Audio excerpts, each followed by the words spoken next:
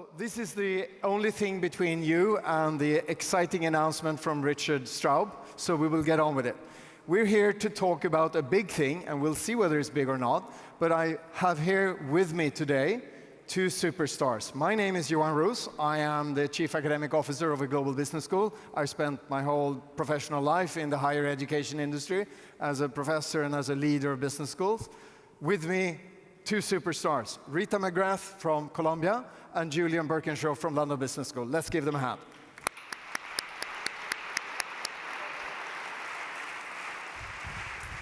So we will do this in a way that we will ask. I've asked this to marvelous people, and I'm not going to talk a lot about what they've done. You can read their books. They are well known to most of you. But I've asked Rita and Julian to say a few things about, from their perspective, about given their research. And the question is simply, given your research, all of the stuff you've been doing for so long, and I'll shift table with you. Oh. That's okay. I'll go over here. Given what you've done and all the stuff you've gone into, all the companies you've talked to, all the people you've engaged with, what are really some of the insights from your own research that can shed light on whether or not there is kind of a movement towards a new thinking about management, leadership, strategy, and innovation as well, which are your fields as well? Who wants to start? Why don't you start, Julian? Okay. Julian, I'll go for it. Thank you, Johan. So I'm going to make three quick observations, and I hope I don't get into trouble here, because I'm going to deliberately take a slightly skeptical view, because I've been researching big organizations, management innovations for at least 20 years. And those of you who've been around as long as that will know that things come and go. So I've got 3 points. Point number one, there are no new ideas under the sun. Now that sounds heretical, but actually, if you think about the stuff we're talking about here, from competition to collaboration, from centralized to decentralized, from power with authority to power through informal control, you can trace most of those ideas back to Peter Drucker. You can trace it back to all sorts of people way, way back in time. Mary Parker Follett, some of you will remember her, 100+ years ago, she was writing about these issues. So we have to get over the idea that there's going to be some huge new idea coming along which we've never thought of. What is changing is the practice of management. In other words, we are seeing, thanks to this explosion of new digital ecosystem-based firms, we are seeing a lot of experiments with new ways of working. And that is partly the big Alibabas and the Amazons and the Googles, but it's also partly a lot of traditional companies who are themselves experimenting. It's not just a story of digital innovation, it's a story of new business imperatives causing companies to do different things. So when we look back at the examples we saw yesterday from Hire and others, those are the sorts of stories that we've actually got to pick up on. So that was point number one. No new ideas, but lots of new practices in terms of day-to-day experiments. Point number two, I call it beyond the firm. And if there is a single switch we've got to make mentally around this new management paradigm, it is this notion that no longer is the sort of the value of the firm in its existing assets and resources. We love to cling to the idea that we have our resources and our assets as the basis of our advantage. And the one thing we absolutely are seeing for sure now is that the value is no longer so much in those assets as in the network of relationships that we built. So Peter Williamson yesterday, for example, says you can't manage or control an ecosystem. And that is a hugely difficult leap. It's a difficult leap for us as academics, those of us who study management. Our whole theory of the firm is based on the assumption that the firm is the unit of analysis. And it's a difficult challenge for those of you who are running businesses, because you've got to start to get used to this notion that the value we create through others is actually at least as valuable as the stuff that we create under our own intellectual property regime and under our own governance structure. So we are absolutely seeing that shift as the biggest fundamental change. I mean, obviously, many of those ideas have existed for a while, but we're starting to see it in reality. That was point number two. Point number three is a very, very specific point. When I listened to the conversations yesterday and today, I looked at, for example, Hire and Tencent yesterday morning, and they were both talking about their alternative to bureaucracy is to essentially create a sort of an internal market system, trying to free up the complexities of the system by essentially using internal market mechanisms to give individuals a lot greater accountability and a share in the spoils, as it were. And then I listened to someone like Ed Catmull at Pixar, and I listened to Rick Goings at Tupperware, and I listened to a few of the other sessions that we've had. And I see a story about greater community, collectivism, almost a sort of a notion that trust and personal relationships are the heart of our alternative model of management. So bureaucracy is kind of the bogeyman in both of those situations, but the solution is very different in both of them. So that's a bit of a puzzle. Can you actually have market-based systems coexisting with community-based systems? I'm going to stop there because I'm hearing a little bit of a tap from Johan. That is my third and final point, and I'm going to hand over to Rita. Thank you. Before you hand over, please sit down. Yeah, thanks. I'm glad he did not start a typical sort of doctoral seminar in academia, which says, what you presented was neither new or insightful. What was new was not insightful, and what was insightful was not new. So thank you for that encouraging stab. There's nothing new under the sun. But maybe there is. Rita. Maybe there is. So hello, it's a great pleasure to be once again at the Drucker Forum. And what I thought I'd share with you is some of the research I've been doing on strategic inflection points. And a strategic inflection point is something that causes the assumptions in your world to change. And I think that is not a new idea, but I think we've seen increased urgency for it in recent times. So I'd like to share with you a story of a company that got caught on the wrong side of an ecosystem and the inflection points that made it possible for them to get on the right side. And I think this story brings together a lot of the themes we've talked about in this conference, the human side of things, the leadership side of things, and a number of others.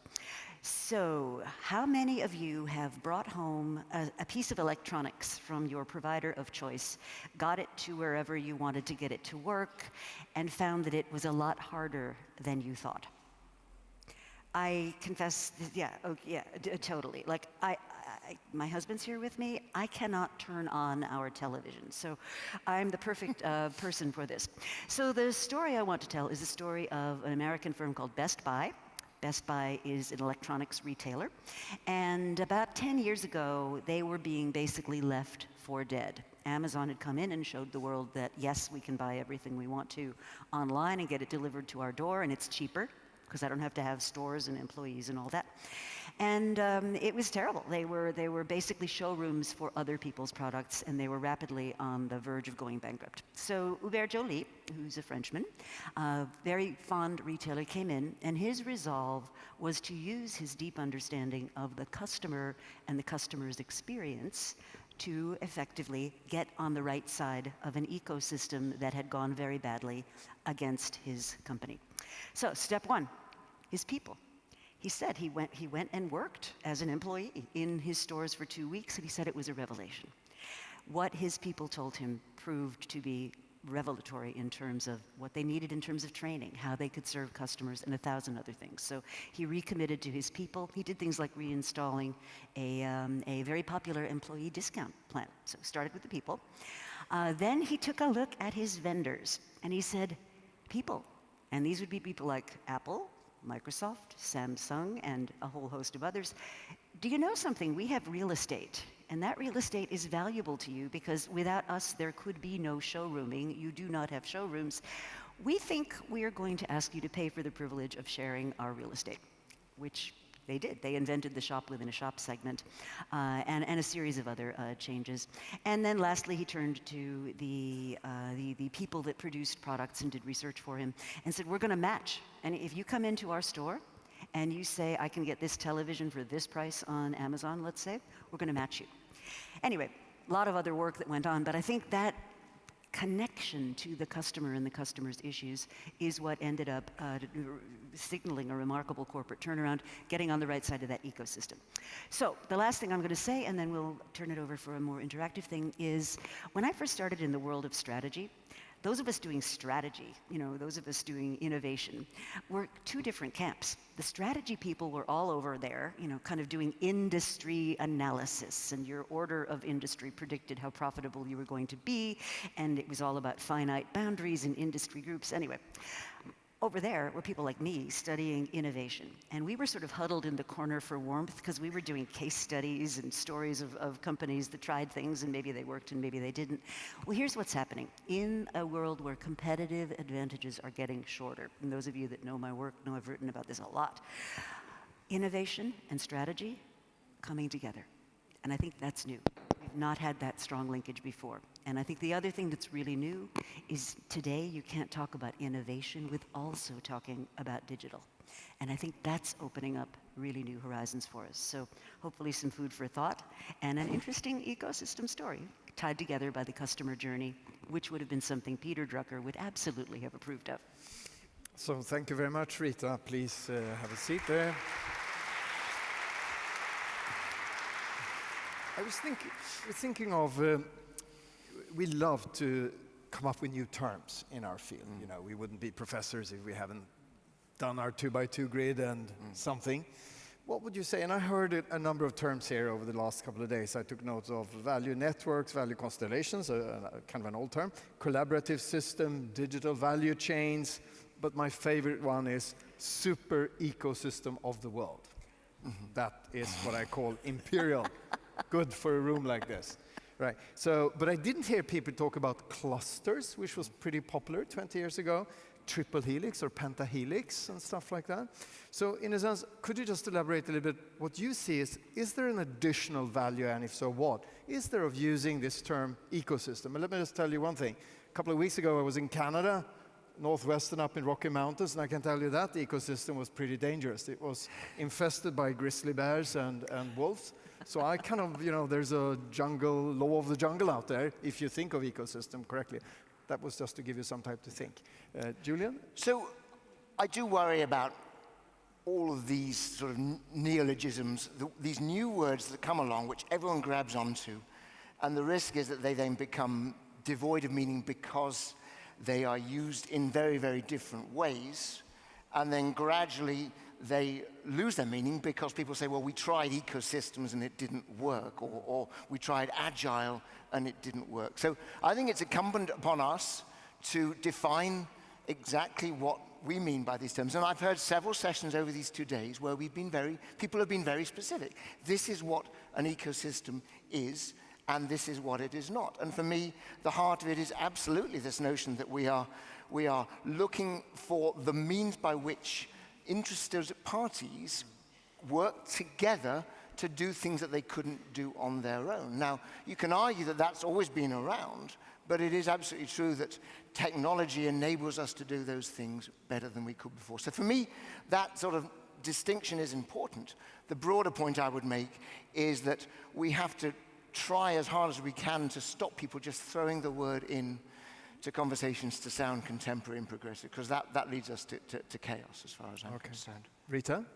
I actually think ecosystem is a really useful word in the context of business, because one of the things that I would observe is that when you have something new, an inflection point that's really new, the extent to which you can feel confident making a major corporate commitment or investment in it is going to partially reflect the maturity of the entire ecosystem, but delivers something useful to a customer. So let me give an example. It takes a long time. It takes a really long time. So in 1995, there was a writer for Fortune magazine who looked at Amazon's founding and in whole cloth wrote an article about what this was going to do to the world of retail. Because up until then, retail had always been defined by its four walls and how much real estate it had. And what this presence of e-commerce was going to do is completely destroy that model. Right? Makes sense. And so what did the retailers all do? They poured hundreds of millions of dollars into websites and e-commerce initiatives. And you probably remember those days, right? Well, cast your mind back in 1997, say. How did we all get on the internet? Remember that? Yeah, you tell that. Only about 40% of households in developed worlds had a computer at home. We didn't know how to pay for things. We didn't know how to do things. So that whole notion of an incomplete ecosystem, to me, is actually really useful. We see it today. Autonomous vehicles. Mobility has been quite a theme at this conference. It's not ready yet. There are pieces of what it would need to do a job for us as consumers that are still missing. So I think this notion of incomplete ecosystems and the need for people to fill in the gaps has never been more useful than ever. You know, and when you look at it in that very practical, down-to-earth lens, I think it's quite a useful concept. So, thinking about it practically, we'll go back to a little bit abstract stuff, but thinking about it practically, we tend to love hero stories, like, Sure. especially if they came out a little bit as a novice and we did the hero journey and coming back wiser and all that. And we love to do these case studies. And I do remember, since I'm also in your bracket, the hero stories about General Motors, the General Electric and Jack Walsh. I remember very specifically the story about Percy Barnevik breaking down ABB into 5,000 business units. Does that sound familiar to you? Does that sounds kind of familiar? We've heard this before, right? And I remember a wonderful, fantastic story about seemingly a cunning ecosystem called Enron, which was actually written up in a very famous magazine. All right, now. Before it crashed. But what about our hero worship, in a sense? We need these cases, and now with her new names, the big tech companies, and not everything from the EU or America. On the contrary, how long will they last? Is there a best before date, or please give me your. Well, so if my theory about competitive advantage is right, they won't, right? I mean, I find it very interesting that we accept the idea that competitive advantages are temporary, and then when a company that we had admired at one point makes a mistake and has a big problem and falls out of grace, Nokia would be my personal favorite, my personal most painful. Then all of a sudden we're shocked. We are shocked and surprised that this leader, who was so successful at one stage of the evolution of this organization, was unsuccessful at a later stage. So that being said, I once did a study of all the companies that were listed on both the Fortune 500 and the FT, what's the British one? FTSE 100. The FTSE 100. And almost all of them can trace their original core roots back decades and decades. So even though they stumble, they've learned something. So if you take Nokia, if you take General Electric, right, they're on a journey of reinvention and rediscovery. And I think it's almost unrealistic of us to expect that because you got something right at one point in time, that's never going to have an issue, a problem, a stumble, or a whatever. So I think we actually need to get more mature, I think, in our view of this leadership, this hero worship of leaders. And just to add, because I do agree with that, we absolutely can expect most of these cool companies to gradually either get into trouble or to move, actually, in many cases, back to more traditional models of management or leadership. That will be the natural order of things. The trick, though, is to realize that the secrets of their success are also the seeds of their failure. In other words, if you take the Enron example as the extreme one, they took the notion of extreme kind of decentralization and freedom of action too extreme, too far, right? And so spilled over into fraud and corruption. So many things about what Enron did were actually quite clever. Unfortunately, they then took it so far that we saw the results that the company blew up. So we mustn't lose the notion that there are good ideas in all these companies, and that, as always, there is a balance between what they're doing and what the traditional companies have been doing. Interesting. Let's think about this on a more kind of intellectual level and say that I think pretty much a great agreement that we are hardwired to a context where things were kind of very reasonably simple, very dangerous, and we have to solve the problem immediately. That's right. Right, on the savannah, wherever it was. Exactly. But these days, of course, it seems that the problems are more complex, not as dangerous for our life, not life-threatening, and we have more time for reflection, such as attending a wonderful conference like this. Right? And that seems to me make things intellectually more complex. Right?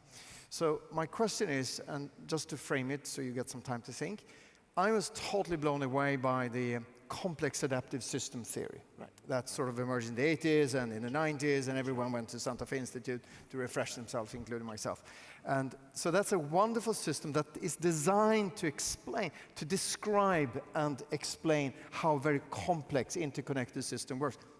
Maybe like an ecosystem. Yep. in your view, since this is kind of old quote-unquote theory, are there other sort of intellectual tools, models, instruments that you believe are useful for us to bring forth and to dwell on and give to, in a sense, the world if we can? Sure. I'll start. Do you want me to start? Okay. I think the law of unintended consequences is absolutely brilliant and very useful in this case. And so let me give a quick example. So Microsoft, some years ago, tried to figure out the essence of how it would be that humans and robots, humans and machines would interact. And they invented this chatbot named Tay. You may remember Tay. Tay was she was a 20-something-year-old woman. And they thought, we've got a great idea. Let's put Tay out on Twitter and have her interact with human beings. And it'll be really cool to see what happens. Well, turns out human beings, there's a dark side to being human. And these human beings figured out that they could actually teach Tay like the worst behaviors, the most vile insults, just everything awful and black and dark about humanity. Within about 48 hours, this poor little chatbot had to be taken down because she was just a total mess. Now, the reason I think that story is interesting is it was an experiment. All the assumptions behind the experiment made a lot of sense at the time. And it went really wrong. I mean, those of us that remember it was terribly embarrassing for Microsoft. But that's all it was. It was embarrassing. It was an unintended outcome. It didn't destroy the company. Nobody died. It was just embarrassing. And I think what we need to start getting smarter about is these interactions between unintended consequences from which we can learn and things that we really should have been able to anticipate. And so I think when you think about complex adaptive systems, one of the fundamental realities is you can't predict the end state of that system by knowing where it started. I promised Alex, our chair, to finish on time, despite the fact that we started 4.5 minutes late. Not that you're counting. By the way, brand, notice? Yeah. Good, very nice, good. blue, very good. So I thought I'd give you, since it's basically 2 minutes left, something to say, a minute each on, or 45 seconds each, on practices. What in your mind, if you prioritize in your head and say, what are the main kind of different practices that really makes a difference, given what we've learned here over the last couple of days? Please. Shall I go first? Sure. Okay. So look, there's practices at two levels, right? There's the practices that we can ask our chief executive to work on, and then there's the practices that we can do ourselves, right?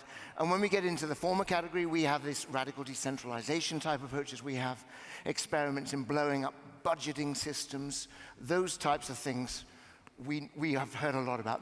The more difficult ones are the individual level things that we can do. But even here, I don't lose hope, because when I listened to Ed Catmull yesterday, for example, a lot of the things that he specifically talked about in Pixar were little things that you and I could do tomorrow with our teams. When I listened to the panel about 2 hours ago in this room, talking about problem solving, coming up with new solutions, that was all about social movements. That was about people at lower levels in organizations and in social settings choosing to do things themselves. So an awful lot of that, I know I'm almost out of time, but an awful lot of that is about moving from doing what your boss says, away from debating things endlessly, and towards action. An action-oriented, a bias to action, trying things out. You can learn a whole lot more from doing things in a small way than you can from thinking about things. Great. Rita. Well, snow, and I'm going to call snow the evidence something's changing in your world, melts at the edges of your organization. So how do you get out to the edges to pick up those weak signals of what's going on? So I'll give one specific example. William Henry Gibson, a science fiction writer, said, you know, the future's already here. It's just not evenly distributed yet. So let's say you were interested in knowing what the 20-year-olds of 10 years from now are going to be like. Guess what? They are all here, and they are all 10, and you could go talk to them. So think about how you can get out to the edges yourself and go see where the future is starting to appear, even though it's not obvious to everyone yet. I'm impressed. Now it's 30 seconds left. So, since I'm the chair as well, I will offer also 20 seconds on saying the same thing. I'm also a little bit skeptical, like you, Julian, on the term of ecosystem, because I have a little bit of biological background. I'm perhaps too true to that, but I'm a true user of complex adaptive systems theory. And some of the properties of complex adaptive systems are very helpful. It says, for instance, the initial conditions matters a lot. A small thing can make a huge difference. A big thing can make no difference. So in line of what you're saying. I'm also a believer in that you can actually formulate around your purpose some simple principles that could guide your actions and behavior if you agree on them, and if you put a little bit of emotion into them. So I think there's also small things everybody can do, and this is also what I practice as a leader over the last 16 years. Perfect. Thank you very much for your time. I think, Alex, we are reasonably on time.